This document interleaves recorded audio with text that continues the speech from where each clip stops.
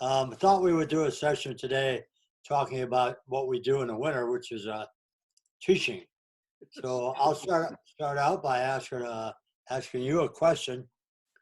When did you start actually teaching? And that doesn't mean what we do, but teaching itself. Um, I actually got hired to teach in 2009 at a small slope in well, it's a big slope in terms of number of guests, but But I that's not really when you started teaching. Teaching as other people, subject matter of some kind. oh no, I'm a career teacher. I started teaching in actually that was 1977. Right. So I could say, in a sense, I started teaching in 1966 because in 1966 I was in the military.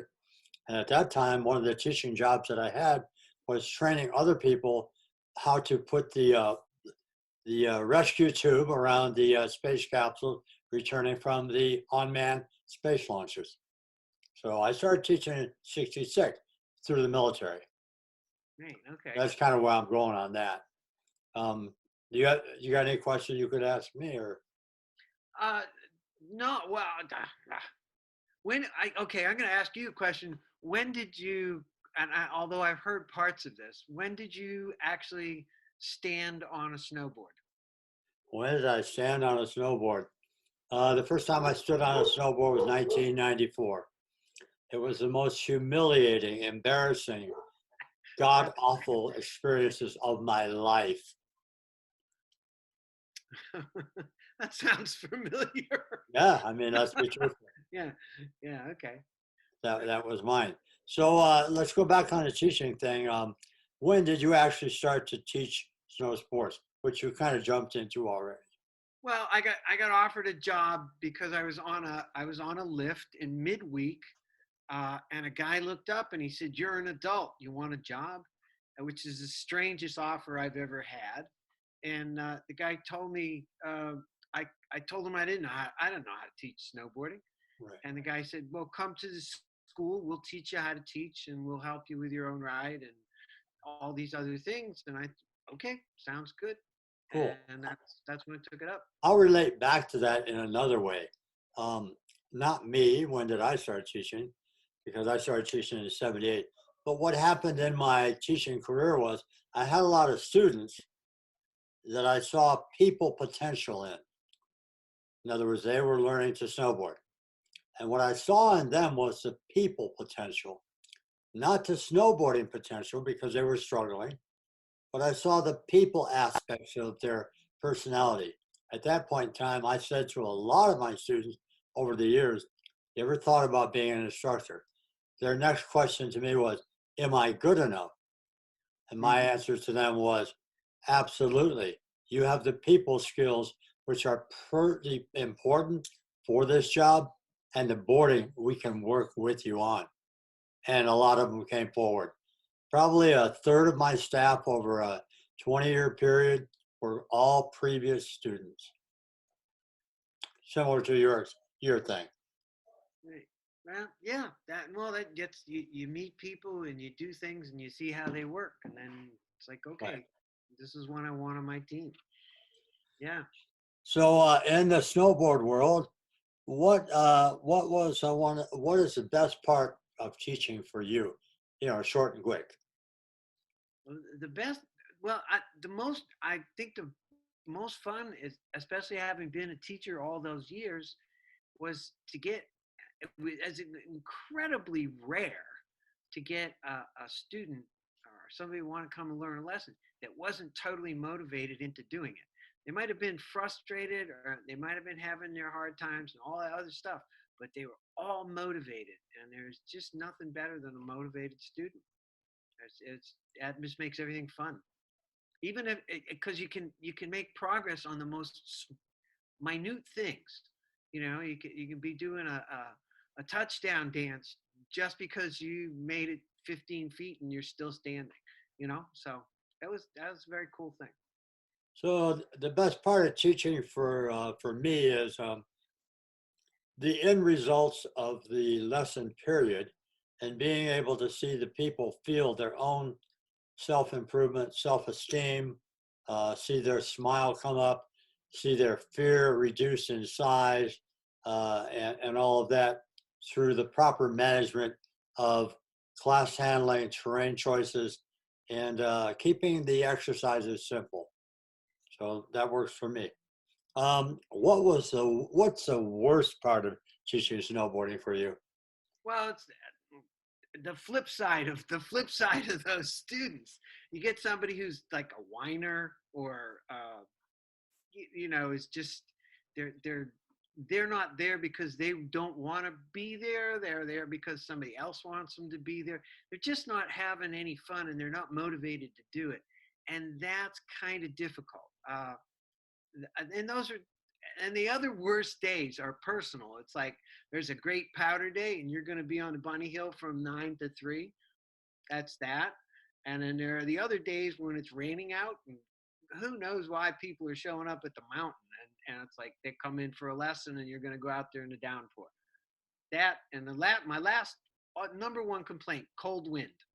Hey, standing around on a bunny slope and cold wind has got to be uh, that one I can't get extra pay for. Yeah, I think one of the worst things that happens in teaching snowboarding and winter sports is working for an organization that is counting beans so heavily that the classes become somewhat unmanageable, depending on your life experience and your teaching experience, and they shoot up the numbers. So we take 10 students at $45 a piece. People are looking and going, wow, that's a $450 class that I just joined if they add it up, provided they're as good at math as we just proved we are, 10 times 45. Um, but what happens is they think because of that, you're suddenly getting rich. And there's no getting rich teaching snowboarding or any winter sport. We're paid by the hour. We don't get paid by the students. The predominant figure in those things goes to the mountain itself to offset their expenses. And it's just your luck as a person looking for those classes as to whether or not you get a person who can manage that situation Oh, well enough that they don't recognize it and everything is handled professionally. And that's not always the case because many instructors are first year instructors or second, and they do not have the time behind them that we have. And good luck. I yeah. because every group lesson is actually 10 people in a group lesson. That's 10 privates. Maybe two of them are similar, and 8 other people have so many in different situations going on that you've got to you got to juggle like a clown in a circus with 6 balls. And you keep it moving, or else the class is a disaster. So Yeah. teaching is tough. Yeah, that Um, that that kind of thing didn't. I wouldn't even say it got. It's not even that comfortable now, but getting these huge groups and trying to manage that, and coming in and just feeling like, wow, I might have talked to 10 of them, but the other 6 got away, or the other 10 got away. It was, yeah, that was an unbelievable frustration. But it, uh, that's gotten better. That's gotten better. There it's are got other better ways. because you've got the skills to manage the Yeah. people, which we'll talk about down the road here. Um, has teaching itself helped you in your writing? And if so, where or why?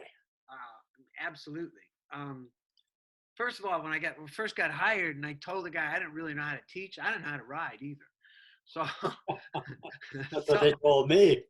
well, no, but I was coming to that. I was coming to that awareness. The idea that I'm scraping down a mountain holding on with my fingernails didn't seem like the way to go. But so getting lessons and as part of the deal was a real incentive.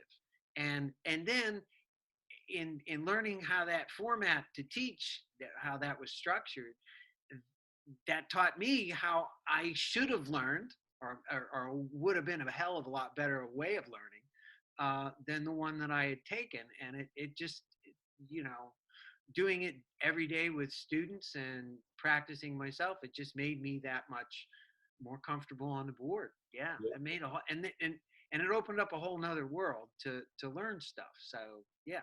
That was good. That was a good Yeah, thing. I can say that having to teach and improving your writing and stuff definitely had. I think in my case I was at quite a disadvantage, like a lot of viewers out there. I spent um, a few years getting certified at level 1 and level 2. That didn't take too long, but the level 3 aspect of instructing and stuff, I spent 9 years from by repeating, going back to day 1 to day 2, and every piece of the writing. 9 years without a trainer training me to figure out what I needed to do and how I needed to do it and what they were actually asking for in the organization of AASI. It took me 9 years to accomplish that. One of the reasons that I stayed with it so long for 9 years was because I was in the northern Rocky Division, which is Montana and other areas. And one day, one of the guys asked me how old I was. I think at that time I was probably, I'm going to say I was 53 years old. And the guy just looked at me and said, "Wow, there's no way that anybody your age is ever going to make level 3 in our organization. You're too old." I took that as an insult. I took it as a personal thumbs down that they were giving me already without having be allowed the judgment and the ability to try. I said, "Well, is there another way?" So I joined the Northwest Division, which is Washington, Idaho, and a few other parts of southern Idaho. And in that division, they were a little bit more liberal. I will say this now and truthfully.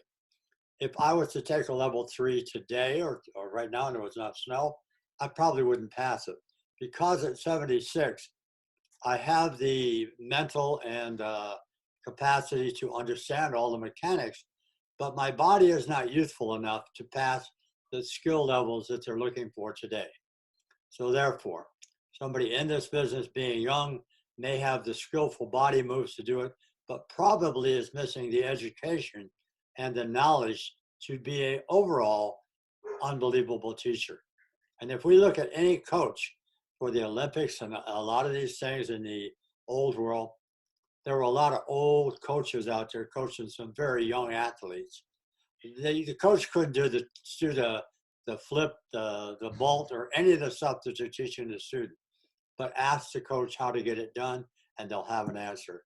And I found that to be truer and truer every year I got older, and every year I've been in the industry.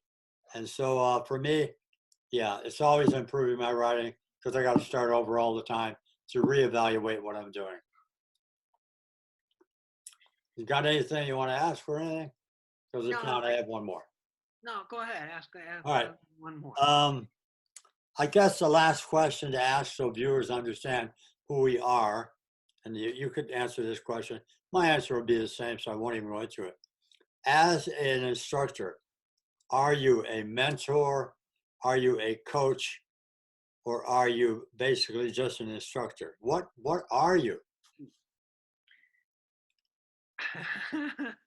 I usually tell when I get one of the kid groups, one of the student groups, I tell them I'm a nag.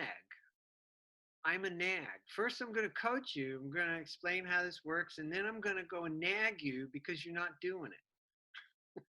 And when you do it right, I'm going to dance. I'll give you touchdown dance. And when you do it wrong, I'm going to nag you, and I'm going to ask you why you didn't bend your knee.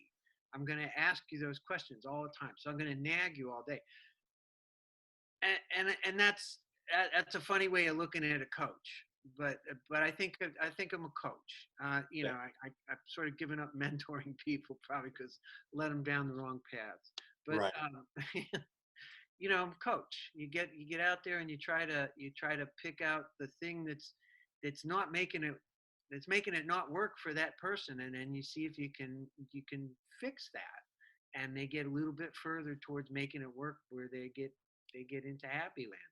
Yeah. So yeah, For those guys out there who are not actually professionally teaching, but are teaching their friends, realize that as a friend, you also have to be a mentor. You have to be a coach. You have to be a big brother. You have to be a temporary husband filling in for the one that put the wife in there that didn't want to be in there. You all have to take a different role. You have to be the understanding person for the mother who is in the class because her children are doing it or her husband wanted to do it. You have to understand what the mother's fears are going through her, how scared she is because if she gets hurt, who's going to take care of the family? It's my job. There are so many psychological, physical, mental aspects of teaching that it's unreal. It's not just do what I say. It's, I need to know who you are and how you think and how you feel and why you're here. And that's why we have this channel. And I think that's the one thing that this channel is good for. We have that life experience. If you guys will ask us those questions, quite often we can come up with a decent answer or at least a road for you to follow. One of the greatest questions I think we ask people when we meet somebody new, let's see, you're riding. Well, how do you ride? And what do they say? Yeah, they don't. They don't really know. They don't really know. So They in description, you're saying they can't tell you verbally how I uh, ride. no, most of the time not. And then very often some of the verbal descriptions are so strange you don't know what you're actually listening to. So So then where do they go after that? What do they say next? Well, I'm sorry, I'm missing it. so after the verbal, non-verbal description, because they can't bring it out, because Right. they're not watching themselves on video and stuff. What is the next thing they say? You say, well, tell me how you ride. They can't. So what do they say? Like a little kid to his mom.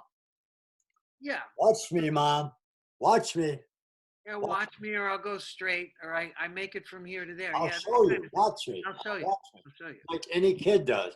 You go to the pool and you go, watch me, mom, ma'am. I'm going to dive off the dive board. Watch me, Yeah. watch me, Yeah. watch me. So mom watches him. Mom doesn't know what the hell she's watching for, but she watches. And the kid goes, yay. And the kid goes, I did good, right? But the coach goes, oh, you dove in the pool. Your arms in the wrong place. Your legs were bent. Your body wasn't straight. Your interior was bad. Oh, we Blah, have to tell blah, them all blah. that. Yeah, all that stuff. So that's a great part about teaching because we really have to do a lot of juggling and put the puzzle together. For those of you that are out there, and the answer to that is get a lot of video of yourself. Take a look. Learn how you ride and why you do what you do, where you do it, when you do it, and then vary it up all day, all long. Just like Abram says the other day, I tell you, want to learn to snowboard? Three Snowboard. things will help you snowboard. Snowboard, snowboard, and snowboard some more. So I hope everybody kind of gets the point of this and enjoys this. This is kind of an inside view from two old guys, and we hope that we're doing some help for the community. Other thing to realize is we don't make anything off this. We're not in it for the money. We don't make anything for this. We hardly make anything when we work professionally for the schools we work for. So we're not in it for the money. We're in it to pay it forward, to play it forward, to leave this world when we leave with people who say, wow, I remember those old guys. That was so cool what they taught me. So that's all we got from this end. Too soon. Not too soon. Well, not too soon. I'm not ready to leave, but the other day, 2 days ago, and you didn't know this, 2 nights ago, I took myself to ER. Oh, you were talking about maybe. No, 2 days ago, I took myself to ER. Yeah. I said, my chest is feeling a little funny. I don't know. I said to my wife at 9:30, well, I think we'll get in the car and make a little trip. She said, what? It's 9:39. Well, you need to get in the car because we're going to take a little trip. So for 2 days, there was a problem. I felt my chest. I went, they did an EKG, they did my blood. I stayed till like 1:30 in the morning. This was just recently. And then he said, go home, you're okay. But the point is, you never know. So Mm. had that happened, this broadcast wouldn't be here. So there you go. All right. So we're out from this side later.